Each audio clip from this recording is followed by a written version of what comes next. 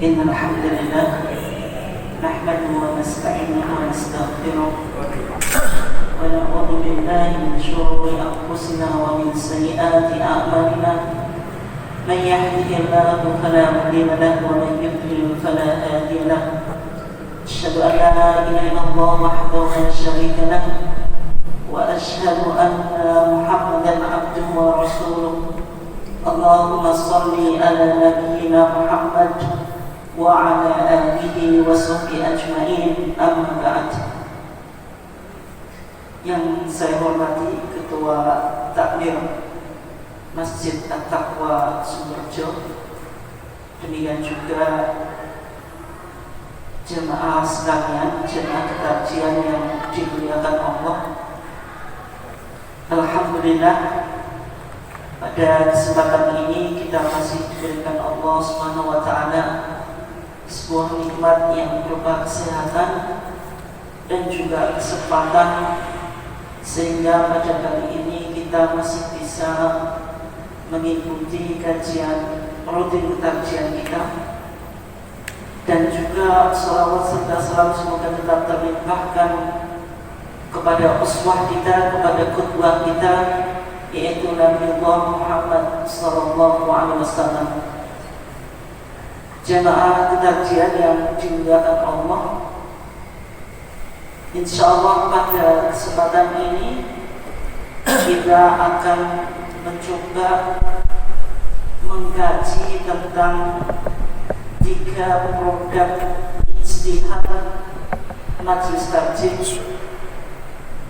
dan Majelis Muhammadiyah, yang mana sebelumnya kita sudah bahas tentang kesejarah Majelis Tarjih, mulai dari mana istilah tarjih itu berasal dan bagaimana tarjih itu dipahami di Muhammadiyah. Kemudian juga kita sudah mengkaji sejarah berdirinya Majelis Tarjih dan juga bagaimana spirit ketarjihan sebelum berdirinya Majelis Tarjih, yaitu di era Kiai Haji Ahmad Dahlan dan juga Kiai Haji Raden Kiai Haji Ibrahim.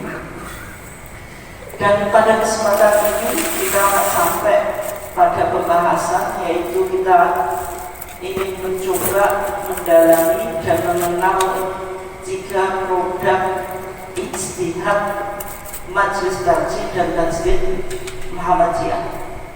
Secara ringkas bisa kita lihat bahwasanya di dalam kekajian itu ada 3 produk. Yang pertama disebut putusan atau qoror, kemudian yang kedua disebut fatwa, dan ketiga disebut apa? Wacana. Nah, ini penting karena meskipun kita memiliki 3 varian produk ijtihad, tetapi di kalangan warga Muhammadiyah ini masih belum dipahami secara betul, sehingga di antara kita mungkin masih belum clear apa yang disebut putusan dan apa yang disebut fatwa, dan terkadang di antara kita masih belum bisa membedakan apa itu fatwa dan apa itu putusan. Maka kajian pada kesempatan ini ingin mencoba mengenal dan mendalami 3 produk ijtihad yang ada di dalam Majelis Tarjih. Yang pertama yaitu apa yang disebut sebagai putusan tarjih. Maka kalau yang disebut putusan tarjih itu maksudnya keputusan resmi Muhammadiyah dalam bidang agama, bukan keputusan Majelis Tarjih. Artinya apa? Artinya meskipun keputusan tadi yang menggodok adalah Majelis Tarjih, sekarang melalui apa? Munas, musyawarah nasional, kemudian hasil Munas itu akan diserahkan kepada PP Muhammadiyah. Kemudian PP Muhammadiyah mengkaji putusan tersebut, kemudian akan ditanfik. Artinya ketika sudah ditanfik oleh PP Muhammadiyah, itu adalah keputusan resmi Muhammadiyah. Tidak bisa kita bilang itu hanya putusan majelis tarjih saja. Jadi kalau keputusan tarjih sudah ditanfik oleh PP, itu artinya adalah keputusan resmi Muhammadiyah. Karena ini sebuah keputusan, maka memiliki konsekuensi, yaitu mengikat organisasi secara formal.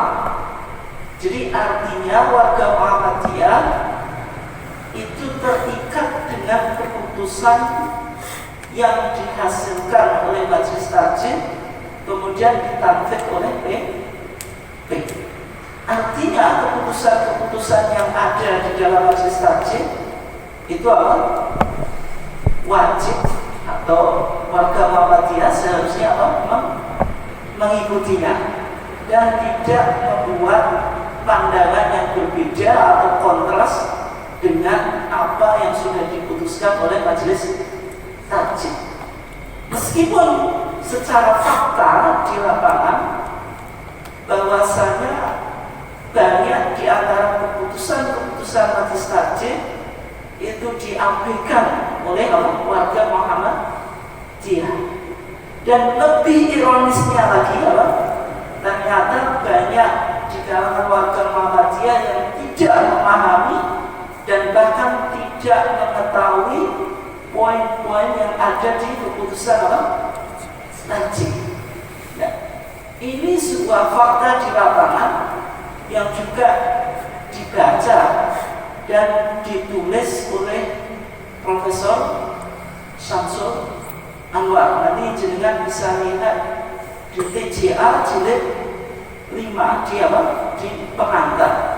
Artinya apa? Artinya putusan tarjih meskipun secara konsekuensi mengikat organisasi, tetapi fakta di lapangan belum banyak diketahui dan bahkan diabaikan.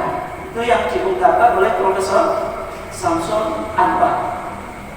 Dan putusan-putusan tarjih ini biasanya dimuat di dalam BRM. BRM itu apa? Berita Resmi Muhammadiyah. Kemudian dihimpun di HPT, yaitu Himpunan Putusan Tarjih. Nanti kita akan lihat BRM itu contohnya bagaimana. Jadi kalau kita bicara putusan, berarti buku atau sumber yang menghimpun putusan di dalam majelis tarjih itu di HPT ini, baik HPT jilid 1 ataupun jilid 3. Kalau jilid 2 belum terbit secara utuh, meskipun sudah ada publikasi secara parsial. Artinya kalau kita bicara HPT itu bicara putusan atau yang disebut dengan qoror, atau kalau di judul HPT kita itu kan muqarrarat majelis tarjih. Kalau bahasa Arabnya semacam itu. Nah, kemudian yang kedua itu disebut fatwa. Apa yang disebut fatwa? Fatwa itu adalah jawaban majelis tarjih terhadap pertanyaan yang berkaitan dengan masalah-masalah keagamaan atau masalah-masalah sosial yang memerlukan jawabannya dari perspektif hukum syariat. Itu yang disebut fatwa. Secara umum dalam fatwa itu ada mustafti dan ada mufti, kemudian ada pertanyaan yang diangkat. Jadi kalau mustafti itu apa? Orang yang mengajukan pertanyaan atau orang yang meminta fatwa. Kemudian mufti itu ulama yang memiliki keilmuan yang merespon atau yang menjawab pertanyaan tersebut. Dan kalau di lingkup Muhammadiyah, maka muftinya siapa? Secara umum Muhammadiyah tidak memiliki mufti secara resmi atau mufti secara individu. Muftinya di Muhammadiyah itu ada divisi fatwa tarjih. Karena fatwa itu kan juga kajiannya dilakukan secara jama'i, secara kolektif. Karena di Muhammadiyah tidak ada pendapat pribadi. Hanya saja kalau tim fatwa tarjih itu kan anggotanya terbatas. Berbeda dengan putusan tadi yang mana putusan ini dibahas oleh seluruh ulama Muhammadiyah. Berarti sama-sama ijtihadnya jama'i, hanya saja kalau putusan itu lebih banyak ulama-ulama yang dilibatkan. Tetapi kalau fatwa itu hanya melibatkan divisi fatwa tarjih. Nah, siapa mustaftinya atau orang yang meminta fatwa itu siapa saja yang biasanya mengajukan pertanyaan lewat SM suara Muhammadiyah. Kalau sekarang jenengan ingin mengajukan fatwa bisa dibuka di website tarjih atau di website fatwa tarjih, nanti tinggal mengajukan pertanyaan secara online. Kemudian oleh suara Muhammadiyah disampaikan oleh tim fatwa tarjih, sama tim fatwa tarjih itu disidangkan, namanya sidang fatwa yang dilakukan setiap Jumat habis sholat Jumat. Jadi kita sebenarnya punya tradisi di dalam Muhammadiyah. Kalau dulu di Surabaya itu Mas Mansur dengan Kiai Haji Wahab Hasbullah mendirikan apa? Taswirul Afkar, yaitu studi klub Islam yang mendiskusikan berbagai macam isu keagamaan. Karena Mas Mansur akhirnya agak berseberangan dengan kelompok kaum tua atau kelompok tradisional Nahdlatul, akhirnya keluar dari Taswirul Afkar dan bergabung di Muhammadiyah. Taswirul Afkar ini yang melahirkan apa? LBM, Lembaga Bahsul Masail, tahun berapa? 1929. Nah, kita di Muhammadiyah juga ada forum-forum semacam itu. Ya, kalau di PP itu secara umum kajian atau diskusi itu masih jalan. Hanya saja kalau sudah bicara di lingkup akar bawah, maka kajian-kajian di lingkungan Muhammadiyah hampir dikatakan sudah tidak ada. Berarti kembali ke tadi.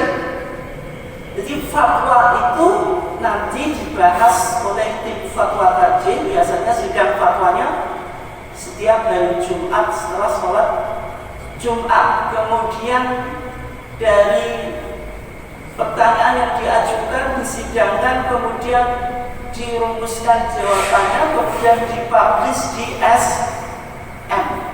Nanti ada rubrik di SM itu namanya tanya jawab agama.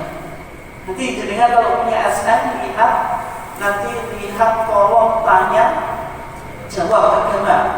Nah, di sini yang disebut sebagai fatwa tarjih. Kemudian dari kolom tanya jawab agama ini dipubliskan secara khusus dengan nama TJA, tanya jawab agama.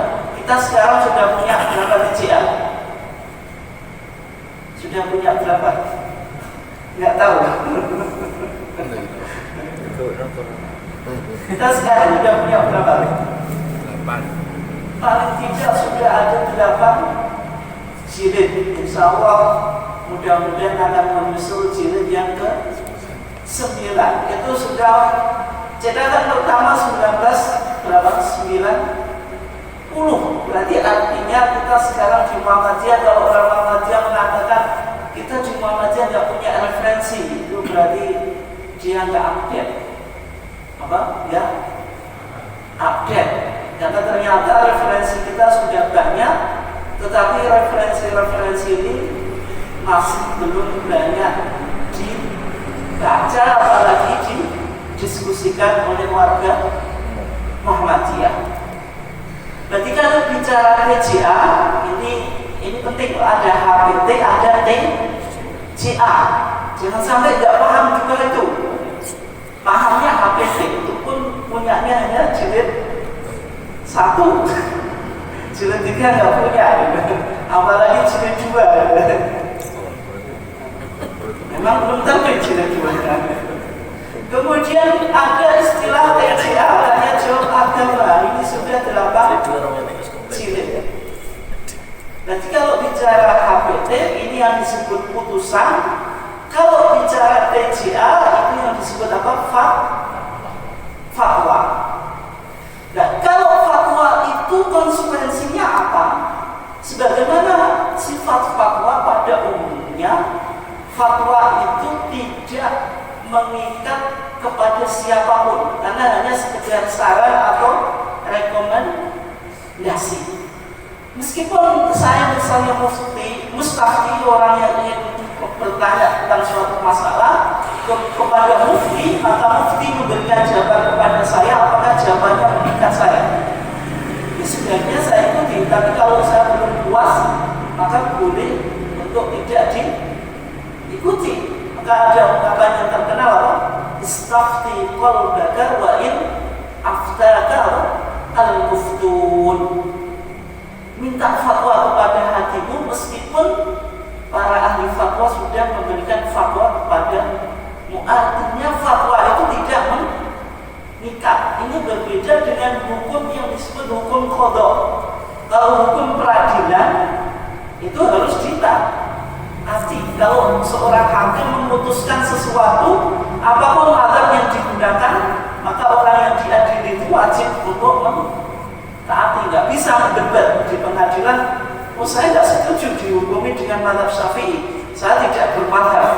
Itu nggak boleh di pengadilan, karena putusan hakim itu mengikat. Tapi kalau fatwa itu secara umum tidak mengikat. Berarti fatwa kaji itu meskipun sebaiknya diikuti dan dijadikan apa?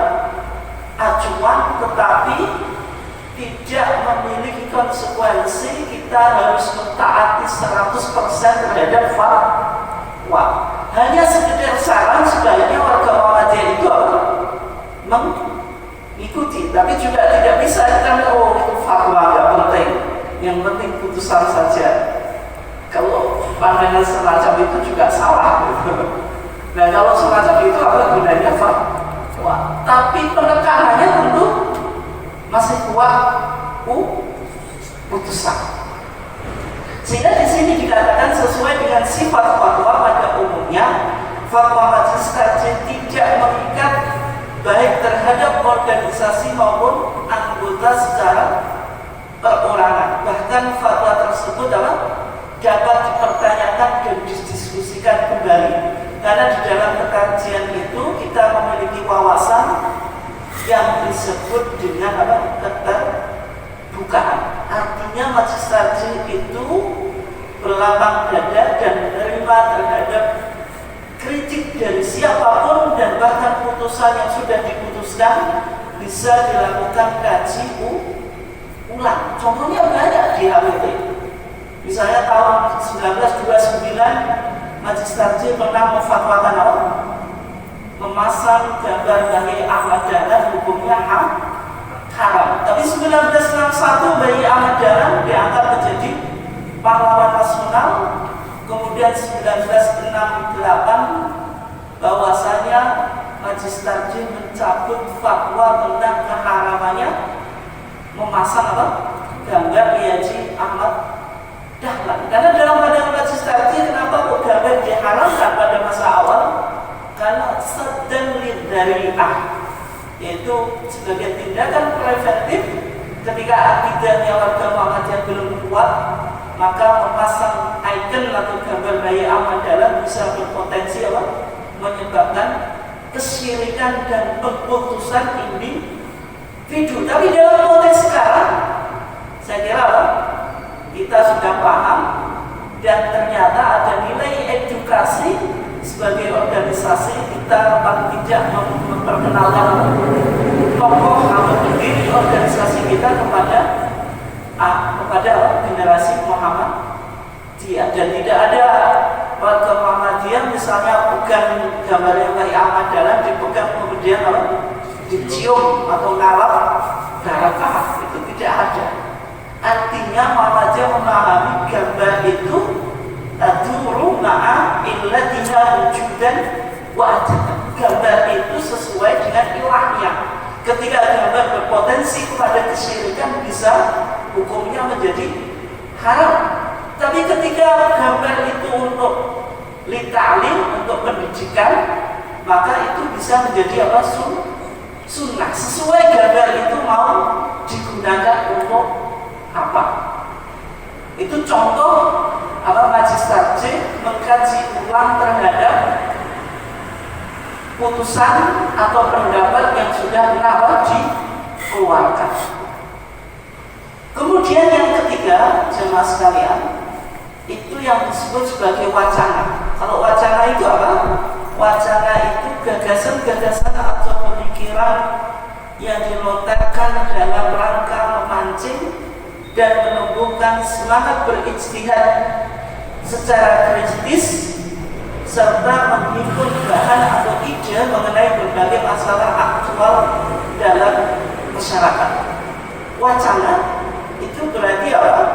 Gagasan atau pemikiran yang boleh ditulis atau dilontarkan secara individu. Tapi kalau kita bicara di mengenai putusan dan fatwa, maka tidak ada pendapat pribadi. Sehingga kalau bicara Majelis Tarjih itu tidak pernah ditanya ustaznya siapa. Majelis Tarjih putusan atau fatwa ustaznya siapa? Tidak, karena Muhammadiyah tidak mengacu ijtihad secara pribadi. Mungkin beda dengan fatwa-fatwa yang di luar. Fatwa-fatwa di luar Muhammadiyah bisa mengacu satu ustaz atau satu kiai, kan gitu.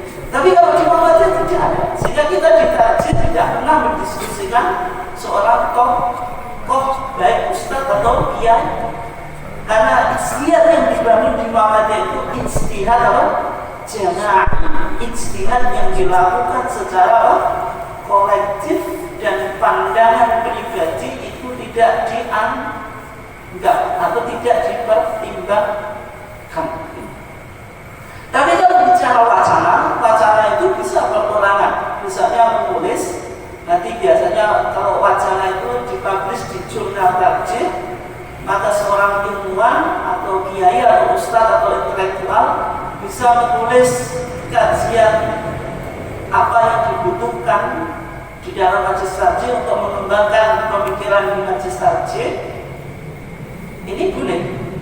Tetapi wacana karena dia hasil pendapat pribadi itu tidak memiliki konsekuensi apapun. Jadi kalau wacana itu tidak memiliki konsekuensi apapun, tidak seperti putusan yang mengikat atau tidak seperti fatwa yang seharusnya diikuti. Dan wacana-wacana Tarjih itu dipublish di dalam sebuah jurnal yang disebut Jurnal Tarjih, atau juga di beberapa buku yang dipublikasikan oleh Majelis Tarjih. Dulu waktu bencana isu terorisme setelah 2001 setelah pengeboman WTC, maka isu-isu jihad dan terorisme itu kan sangat hangat. Sehingga ketika itu Majelis Tarjih pernah melonceng sebuah buku yang namanya Jihad dan Terorisme. Tapi buku Jihad dan Terorisme ini hanya sekedar wacana, tidak memiliki konsekuensi apapun bagi warga Muhammadiyah. Ini yang disebut wacana. Dan kemudian Bapak Ibu sekalian, ada ibu-ibu ya, bapak sekalian yang dimuliakan Allah, paling tidak ada 10 referensi yang penting untuk kita miliki. Kalau kita ingin betul-betul menggali keilmuan dari dalam Muhammadiyah, ada 10 referensi atau literatur yang perlu untuk kita miliki. Yang pertama HPT, yang kedua apa? TCA. Karena HPT itu yang sudah dipublish jilid 1 dan 3, berarti hanya 2 HPT, karena yang jilid 2 belum terbit. Kemudian TCA kita sudah ada dari jilid 1 sampai jilid 8. Artinya minimal yang kita miliki di rumah ini minimal itu apa? 10 buku. Gak tahu kalau jenengan sudah memenuhi minimal atau belum. Padahal ini minimal. Ini minimal. Kalau kita ingin memahami Muhammadiyah, ini sumbernya sijil. Artinya kalau kita belum memiliki 10 buku ini, keilmuan kita belum update. Sehingga referensi kita itu sudah cukup sebenarnya untuk kita bisa jadikan acuan di dalam pengembangan ilmu dan juga untuk dasar amaliyah di dalam ibadah kita. Ini 10 referensi yang wajib kita miliki. Nah, kemudian ini contoh HPT cetakan pertama tahun 1969. Kemudian 1971 kita memiliki HPT cetakan 2. Kalau HPT-nya kayak model ini maupun baik cetakan baru atau cetakan lama, itu sebenarnya disebut HPT cetakan ke-3. Yang ciri umumnya nanti HPT jilid 1 sama HPT jilid 2 Muhammadiyah masih mencantumkan kunut subuh. Nanti ada kajian secara detail bagaimana sejarah kunut subuh di dalam Muhammadiyah. Meskipun ada seorang tokoh di Jawa Timur yang sering menggunakan data kita ini kemudian dipahami sesuai kehendaknya. Tapi paling tidak ya kita harus tahu, jangan sampai orang luar kita punya data dan berbicara tentang HPT kita, tapi justru kita tidak tahu dan tidak bisa merespon atau mendudukan permasalahan tersebut. Ini yang sampingnya ini kan kunut, tapi nggak usah saya bahas nanti terlalu lama. Ada kajian secara khusus insya Allah. Kemudian ini BRN Munas Tarjih 2015, yaitu tanfidz keputusan Musyawarah Nasional Tarjih ke-29 Yogyakarta. Itu tanggalnya bisa dibaca, yaitu tentang fikih kebencanaan dan tuntunan sholat. Model BRN-nya semacam ini. Artinya ini sudah ditanfidz. Meskipun yang mensidangkan tadi majelis tarjih, kemudian hasil sidang majelis tarjih dibawa ke PP, kemudian sama PP ditanfidz, maka ini artinya putusan resmi Muhammadiyah. Tidak bisa kita anggap bahwa ini dari putusan majelis tarjih saja, tidak. Berarti kalau sudah ditanfidz ya keputusan Muhammadiyah. Ini tentang fikih kebencanaan dan tuntunan sholat yang ada di HPT kita jilid berapa? Jilid 3. Maka di paling akhir itu kan ada fikih kebencanaan dan juga tuntunan sholat. Artinya di Muhammadiyah sholat itu sudah dibahas paling tidak di HPT jilid 1 tahun berapa? 1929. Kemudian 2015 dibahas lagi, yaitu tuntunan sholat. Artinya kita menggunakan literatur kita itu sudah cukup untuk apa? Untuk mengkaji bagaimana kaifiyatus sholat minat takbir ila taslim ka'annaka taroh, itu sudah bisa. Itu kita mengkaji tentang tata cara sholat dari takbir sampai salam seakan-akan aku melihat Nabi. Itu sudah ada di Muhammadiyah. 1929 kita sudah punya. Tapi tahun 50-an itu kita lebih populer dengan tuntunan sholat al-Hasan. Kemudian tahun 2000-an kita populer punya apa? Sifat sholat Nabi Syekh Albani. Tapi yang HPT kita tidak pernah dikaji. Ini saya kira kekurangan di dalam apa? Di dalam diri kita. Akhirnya kita familiar dengan literatur luar, tetapi literatur dalam tidak kita apa? Paham? Ya kalau sama, kalau tidak, ini kan resiko juga. Ternyata warga Muhammadiyah amaliannya kok nggak sama, padahal yang satu tidak pakai acuan di HPT. Meskipun kita boleh menggunakan pengajaran sholat, boleh alasan pakai sifat sholat Nabi Syekh Albani boleh, tapi kan harus disinkronkan dengan apa yang kita miliki dalam kitab sholat kita. Jangan sampai keilmuan kita itu terjadi apa? Terjadi pemisahan, seolah-olah tidak ada sangkut pautnya dengan apa ketercian. Justru kalau kita ingin menjadi orang Muhammadiyah yang sukses, atau ilmunya dalam atau tidak, ya tahu sifat sholat Nabi Syekh Albani tahu, HPT juga tahu, sehingga kalau ada perbedaan itu kita bisa merespon dan bisa menyimpulkan, karena sama-sama paham. Ini tentang tuntunan sholat. Kemudian ini BRN yang dulu itu masih belum kongres, artinya peringatan kongres Muhammadiyah. Ini kongres Muhammadiyah 1937. Ini contohnya. Yang waktu itu di HPT kita sebelum Mu'alaf-Ghonim dan apa setelah itu Amin itu ada bacaan Rabbi Firli Amin. Itu berdasarkan hadis Wa'il ibn Hujr. Ternyata dikaji lagi oleh Majelis Tarjih di Muktamar 1937, maka ternyata hadisnya dhaif.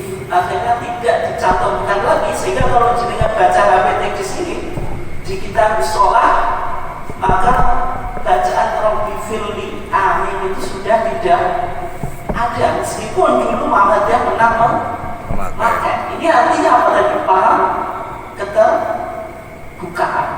Karena Muhammadiyah melihat hadis Wa'il ibn Hujr tadi, hadisnya dhaif. Akhirnya direvisi, sehingga kalau kita lihat di kitab sholat kita, maka cuma ini wakul ba'daha, wakul dan ucapanlah ba'daha setelah Al-Fatihah amin, tidak ada Rabbi Firli amin. Kalau di kitab-kitab Mazhab Syafi'i bahkan ada yang menambah Rabbi Firli waliwalidayya amin, dan termasuk di Fathul Mu'in. Ini contoh BRN yang edisi dulu. Dan kemudian ini contoh kitab putusan tarjih namanya Petilan. Petilan itu apa? Petilan itu bahasa Jawa. Artinya dipetil itu apa? Cuplikan. Dijupuk. Maksudnya dia tidak gabungan. Kalau ini yang namanya HPT. HPT himpunan berarti kompilasi dari beberapa putusan. Dulu kitab Siam itu dipublish secara sendiri. Ini 1940. Ini contohnya putusan Majelis Tarjih dalam Kongres ke-29.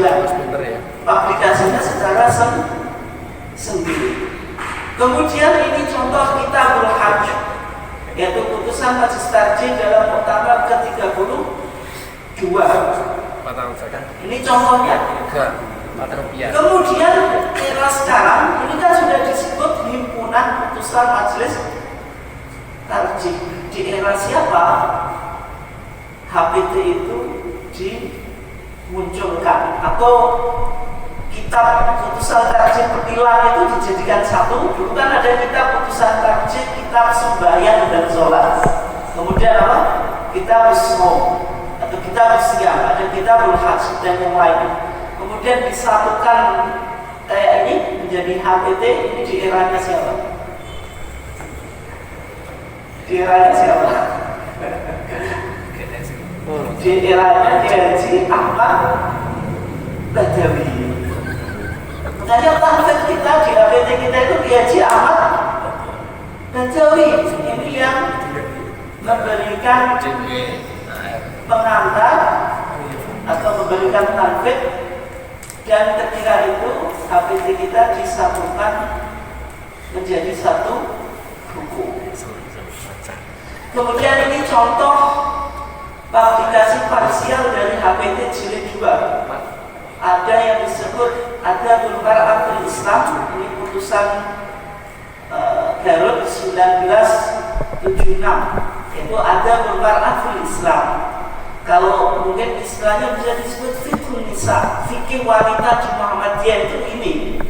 Hanya saja yang nggak populer, saya nggak tahu, mungkin buku-buku fiqhun nisa yang lain bisa jadi populer, tapi produk kita itu juga kenapa kita nggak bisa mempopulerkan produk kita sendiri?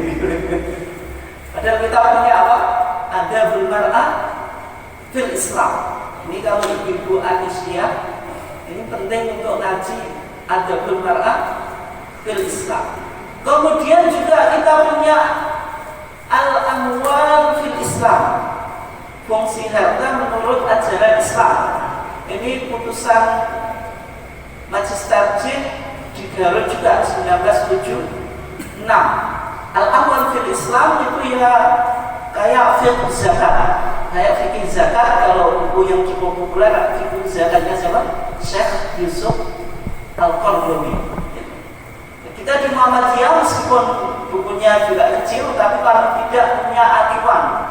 1976 sudah ada Al-Amwal fil Islam. Buku ini juga pasti jarang dikaji, bahkan tidak diketahui oleh warga Muhammadiyah sendiri. Yang nanti ada Al-Mar'ah fil Islam dan Al-Amwal fil Islam, ini yang akan menjadi bagian dari HPT jilid 2, tapi sudah dipublikasikan secara parsial karena pentingnya dua publikasi ini, yaitu Adabul Mar'ah fil Islam tentang wanita di dalam Islam dan juga Al-Amwal fil Islam tentang apa? Fikih zakat atau fikih harta benda di dalam ajaran Islam. Kemudian ini contoh jurnal Tarjih dan Tajdid. Ini kan kalau kita lihat penulisnya itu kan individu, tidak jama'i, tidak kolektif. Misalnya beberapa isu yang diangkat di sini dikatakan kisah hakiki wujudul hilal sebagai penentuan awal bulan Qamariyah. Ini kan beberapa isu yang sengaja dilontarkan untuk memancing semangat ijtihad yang ada di Muhammadiyah. Ini yang disebut apa tadi? Kalau jurnal Tarjih masuk apa? Masuk putusan, fatwa atau wacana? Wacana. Kalau putusan mengikat, ini kan karena penulisnya apa? Individu. Dan cuma tulisan-tulisan bagaimana untuk memunculkan ide-ide dan gagasan sehingga memicu untuk mengembangkan ijtihad yang lebih progresif di Muhammadiyah. Ya mungkin itu, atau ini waktunya masih atau enggak? Kalau masih, saya coba lagi. Oh, tanya jawabnya. Sehingga nanti ke depan kita akan coba bahas tentang pemikiran keagamaan Muhammadiyah. Ada beberapa poin yang penting untuk kita ketahui, yaitu pemikiran keagamaannya tajdid, kemudian tidak berafiliasi kepada mazhab tertentu, kemudian tasamuh, keterbukaan, toleransi, kemudian al-infitah, yaitu keterbukaan. Insya Allah ini di pertemuan yang akan datang. Saya cukupkan sekian, mungkin ada pertanyaan atau juga komentar atau tanggapan terhadap topik atau materi yang kita bahas pada kesempatan ini. Silakan bagi bapak-bapak atau mas-mas untuk menyampaikannya. Monggo. Aku Pak, masuk. Iya. Assalamualaikum warahmatullahi wabarakatuh. Saya mau tanya Ustaz, kenapa ini saya jadi mustafti ya? Penanya mustafti. Ada enggak kira-kira produk Muhammadiyah di HPT ataupun di TCA itu tentang bab al-adkar Ustaz. Nah, misalkan ada menurut Al-Quran dan As-Sunnah itu standarnya seperti apa? Nah, kalau ada di di HPT itu seperti apa? Saya kira menurut hemat saya kok di lingkungan Muhammadiyah itu menurut saya kok tabu gitu. Ya, terima kasih. Assalamualaikum warahmatullahi wabarakatuh. Sudah jawab karena pertanyaannya simpel itu menarik. Simpel maksudnya jawabannya simpel, tapi pertanyaannya cukup penting, yaitu yang berkaitan dengan al-adkar, zikir-zikir yang ada di Muhammadiyah. Apakah kita sudah punya acuan atau belum kan itu? Memang kitab-kitab zikir itu kan banyak di masyarakat. Yang paling populer misalnya dalam mazhab Syafi'i ada kitab Al-Adkar oleh Imam Nawawi. Kemudian Ibnu Taimiyah juga nulis Al-Kalim At-Thayyib. Kemudian ditahqiq atau diedit lagi oleh Syekh Nasruddin Al-Albani. Yang mana buku-buku ini secara umum berbicara tentang zikir. Nah, kalau kita bicara di Muhammadiyah, zikirnya bagaimana? Misalnya zikir setelah sholat itu bagaimana? Kemudian isu apakah berdoa itu mengangkat tangan atau tidak? Itu kadang-kadang kita tidak memiliki jawaban secara pasti kan. Akhirnya warga Muhammadiyah ya tergantung ustaz siapa yang diikuti. Karena menganggap belum ada panduan atau tuntunan atau produk kajian yang berbicara tentang itu. Sebenarnya sudah ada buku kecil yang namanya tuntunan berzikir dan doa. Nanti jenengan bisa di searching di Google gitu. Tulis saja. Nah, maksudnya kalau ingin tahu saya tidak bukunya di rumah gitu. Nanti kalau ingin tahu bukunya bagaimana, itu searching aja tuntunan zikir dan doa Majlis Tajid dan Tajid Muhammadiyah. Apalagi nanti kalau bisa masuk di Bukalapak atau Shopee, beli saja. Bukunya kecil dulu harganya 20.000, tapi buku itu penting, terutama bagi kalau jenengan mungkin sebagai guru, baik TPA ataupun kimia atau apapun di sekolah, saya kira penting kan gitu.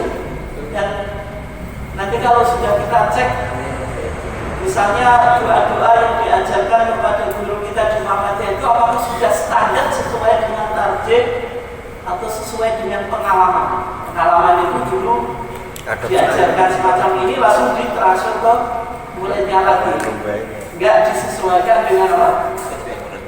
Target. Itu ada beberapa doa. Ya, misalnya secara umum bacaan salat tasyahud awal itu ada doanya atau tidak? Setelah saya sering tanyakan dalam ngaji-ngaji itu di beberapa tempat, hampir semuanya menjawab tidak ada. Padahal di hadits kita jilid 1 pun juga menjelaskan bahwasanya setelah tasyahud awal itu ada doanya gitu.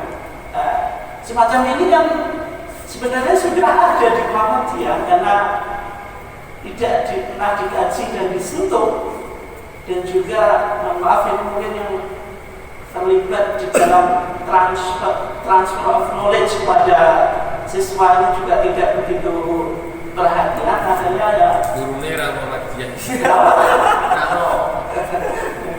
Oh, TTA.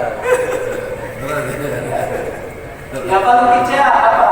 Ya dari sinilah kita mulai terbuka, ternyata kita itu sudah punya produk, sudah punya apa? Sudah punya tuntunan atau buku atau publikasi. Kecuali kalau tidak ada, itu mungkin mengacu buku di luar Muhammadiyah tidak apa. Tapi selama ada kan, kenapa tidak kita kembangkan dari dalam? Yaitu, monggo namanya.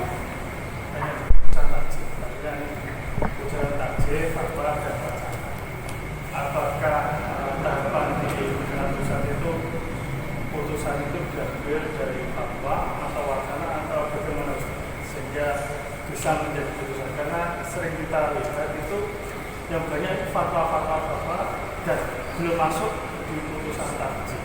Dan metodenya itu bagaimana fatwa itu atau meningkat menjadi putusan tadi. Untuk mencapai putusan yang mana konsekuensinya tadi mengikat warga Muhammadiyah secara organisatoris, putusan itu harus melalui difatwakan dulu atau diwacanakan dulu atau bagaimana. Kalau kita lihat di HBT jilid 1 ini, kalau HBT jilid 1 itu lebih pada tuntunan. Tuntunan itu apa? Panduan di dalam amaliyah ibadah tertentu, mulai dari apa? Kita beriman, bicara tentang teologi Muhammadiyah atau akidah Muhammadiyah. Kemudian kita bersolat, bicara tentang apa? Tata cara sholat. Kemudian kita berzakat, bicara tentang benda-benda atau harta-harta yang wajib di zakat. Kita bersiam, bicara tentang puasa. Kita berhaji, tentang haji. Kemudian kita berjenazah, bicara tentang jenazah.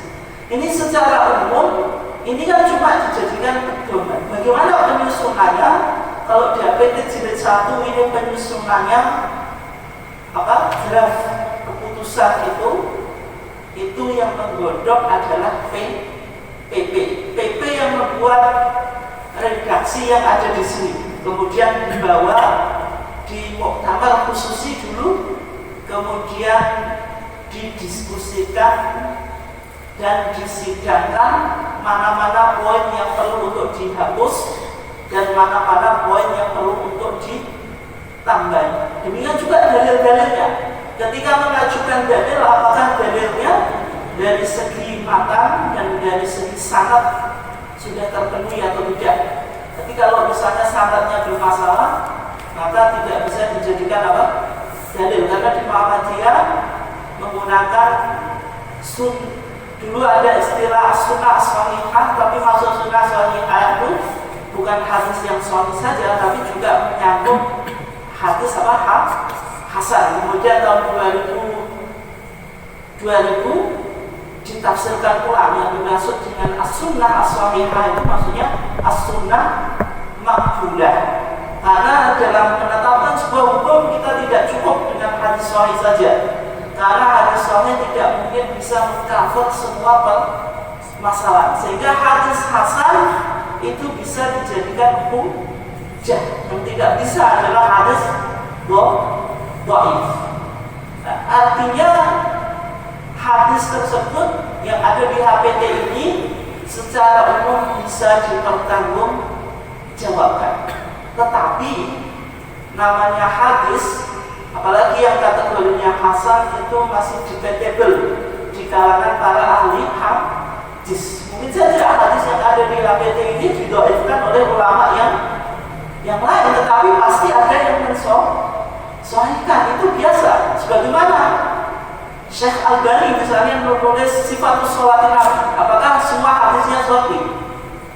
Sahih dalam perspektif Syekh Albani, tetapi ada beberapa hadis yang diperdebatkan di kalangan para ulama. Misalnya Syekh Albani menulis silsilah ahadits as-shahihah, apakah semuanya sahih? Jawabannya tidak. Itu sahih menurut metodologi atau kajian metodologi hadis yang dikembangkan oleh Syekh Albani. Bisa jadi beberapa hadis didhaifkan oleh ulama yang lain. Demikian juga di HBT. Jadi secara umum hadis ini diterima di Muhammadiyah, tetapi mungkin saja ada beberapa hadis yang didebatkan di kalangan para ulama. Itu kalau HBT jilid 1. Kalau HBT jilid 3 nanti menggunakan fikih, tapi fikih ini maknanya lebih umum. Fikih dalam Muhammadiyah tidak hanya bicara tentang hukum taklifiyah yang 5, yaitu apa? Wajib, sunnah, makruh, mubah, terus haram. Tidak semacam itu. Tapi fikih itu mencakup semua kajian dari berbagai macam perspektif. Tidak hanya sifatnya hukum, tetapi menggunakan berbagai macam tinjauan dan termasuk menggunakan pendekatan-pendekatan ilmu sosial, sehingga melahirkan fikih kebencanaan, fikih tata kelola, fikih difabel dan yang lainnya, dan termasuk fikih air. Kalau jenengan baca di HWT jilid 3, maka kajian Muhammadiyah fikih air itu sudah modern, tidak menggunakan pendekatan kita pelaksanaannya, membahas air. Air itu dibagi misalnya menjadi tohirun, mutohirun, suci mensucikan, itu mau mutlak. Air apa? Mutlak. Tohirun, wairun, mutohirin, atau mak yang musta'mal atau mak najis dan sebagainya. Maka ini kan kajian yang penting juga, tapi kan ini kan keilmuan yang klasik, tapi Muhammadiyah karena coraknya tasbih, pasti ada kajian-kajian yang modern yang barangkali belum dibahas di dalam kitab-kitab klasik. Karena Muhammadiyah kan kualifikasi dan modernis, tidak kualifikasi saja tapi juga modernis. Artinya kajian-kajian Muhammadiyah itu secara umum berorientasi progresif ke depan. Nah, fikih-fikih ini yang nanti menjadi putusan. Nah, kemudian tadi langsung ke jawaban tadi. Putusan itu bagaimana prosesnya? Memang ada beberapa putusan yang diawali dengan wacana. Karena wacana tadi kan fungsinya untuk merangsang semangat ijtihad di dalam Muhammadiyah. Dan ketika wacana itu menarik, kemudian dibutuhkan oleh Muhammadiyah, nanti biasanya dibuat halaqah. Halaqah apa? Tarjih dengan mengundang berbagai macam disiplin keilmuan.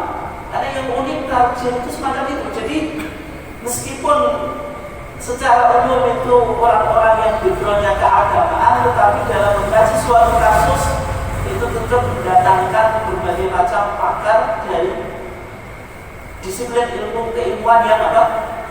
Berbeda. Itu untuk memberikan informasi yang akurat. Nanti fatwa-fatwa tarjih tentang dulu pandemi, kan? Tuntunan ibadah di masa darurat COVID-19. Itu kajiannya juga dari stok MDCCC dan sebagainya, kajian-kajian di lapangan, data itu baru masuk ke majelis apa?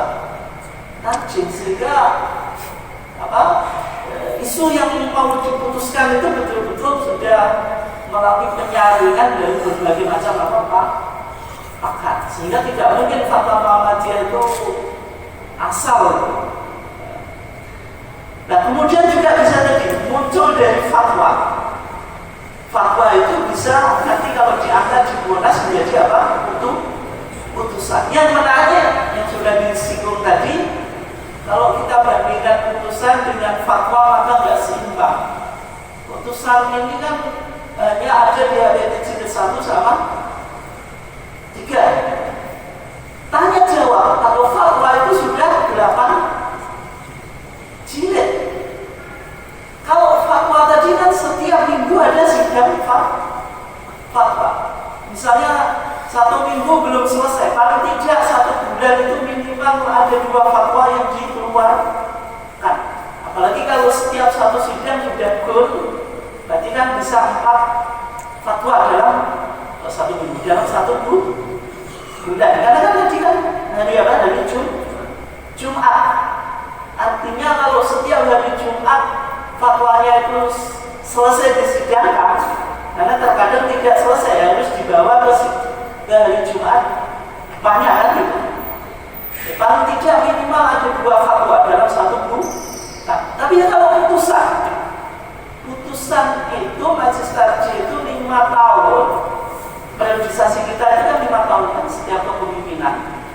Paling tidak boleh melakukan sidang itu 2 kali, itu pun general.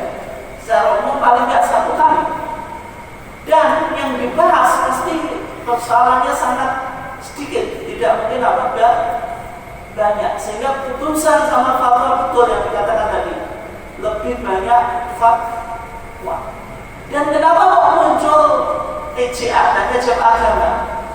Itu kan di Muktamar di Surakarta ketika itu diadakan sarasean antara majelis taklim dengan muktamirin, dan para muktamirin mengatakan bahwasanya majelis taklim itu fungsinya tidak begitu dampak di dalam warga Muhammadiyah. Akhirnya diusulkan bagaimana kalau ada buletin majelis taklim, itu diantara yang diusulkan. Kemudian yang kedua, di SM itu dikasih kolom yang namanya kolom tanya jawab, itu 1985.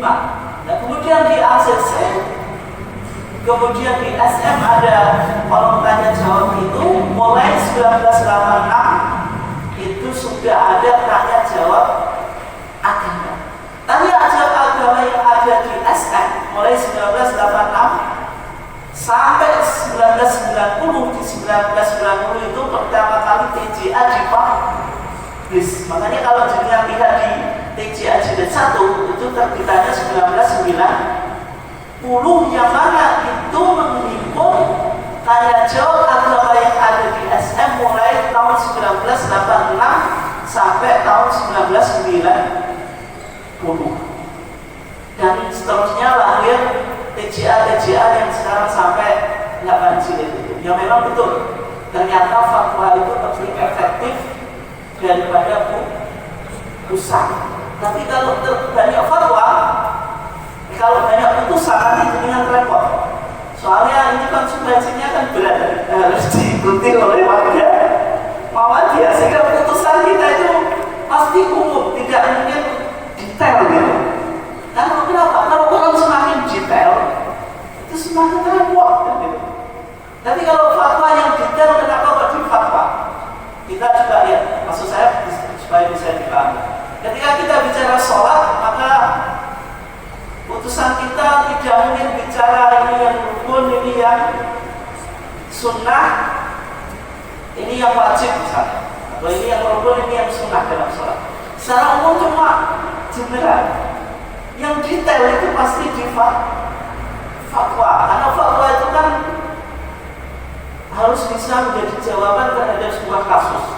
Misalnya kalau jenengan sholat ikut HPT, maka dari takbir sampai salam itu ya dari takbir ada doa iftitahnya, kemudian baca Al-Fatihah dan seterusnya.